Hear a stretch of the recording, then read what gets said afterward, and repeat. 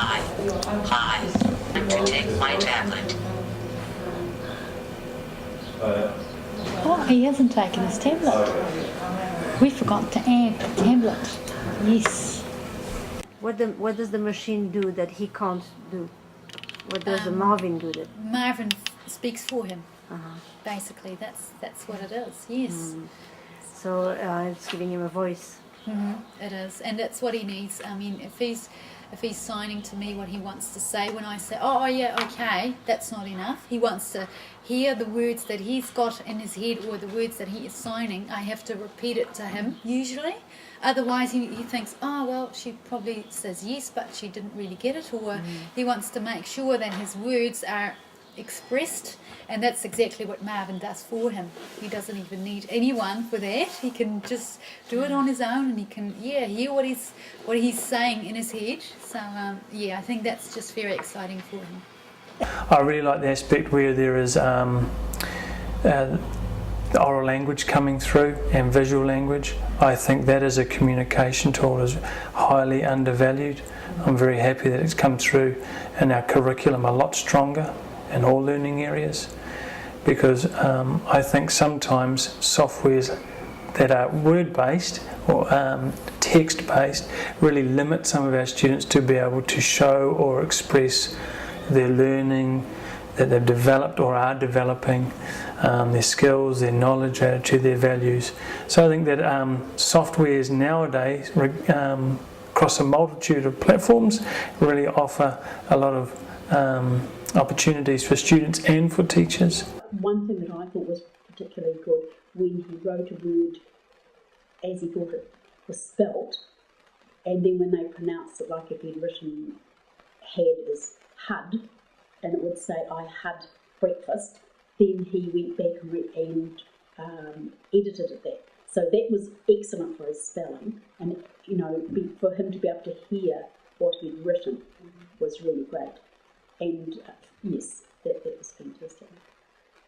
I do think that he could use the program, for example, for doing his speech, which is something that he's done before with PowerPoint, for example. But PowerPoint is not as animated as Marvin is, and not as real as Marvin is. So I do think I can see him definitely having pleasure in doing a presentation with Marvin. For specific assignments. Instead of, so speeches or presentations for whatever, or he could even get up there and present something for the school assembly or anything that he hasn't gotten the chance for today. I mean, he could do that in the future with programs like Marvin.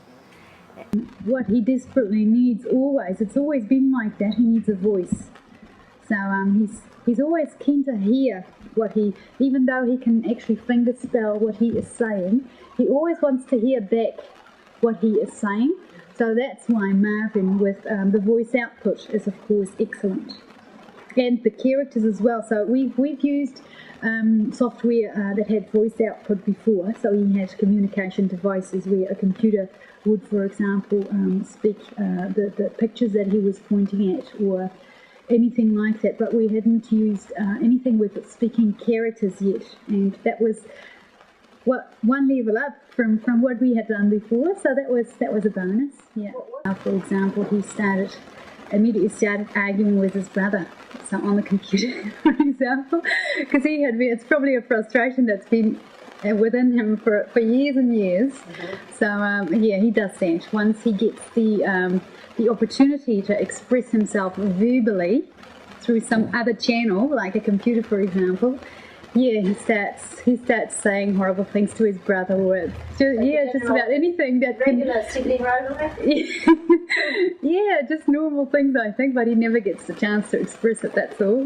So. It's going to be a great tool for students to maybe portray their learning by being another character, and I think by doing that can remove a lot of threat that people have. Because I think, we're always worried when we produce or present something that we're going to be judged. And that sometimes can be a limiting factor as to people really wanting to show what they do know. So maybe Marvin could be a great tool for doing that, for maybe depersonalising learning for some students. That's where ICTs the internet and blogging and so on can be wonderful, because now we can capture the learning process, not just the product. And I think that's very critical. Again, it's come through in the New Zealand curriculum, and it's something that we as a school are very, very focused on, is that we're not just looking at an inquiry unit being 8 weeks and we have some wonderful whiz-bang movie at the end of it. We want students to be able to capture or record or to note the learning, not only skill knowledge but also thinking wise, and how they develop personally over that time as well. And we need to explore a variety of ways of doing that, e-portfolios, wikis, cumulative records.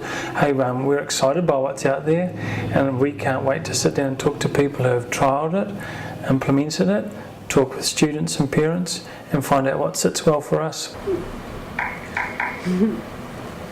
I want the cricket game.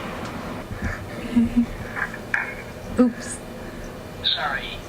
Time to show off. Time to show off.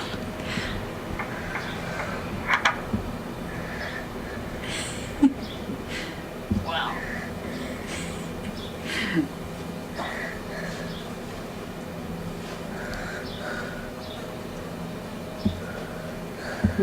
Hi. Hi. I'm Henry. I'm Henry.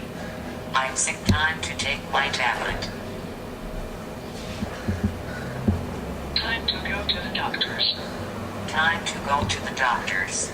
Let's go to your place, Brent. Marvin speaks for him.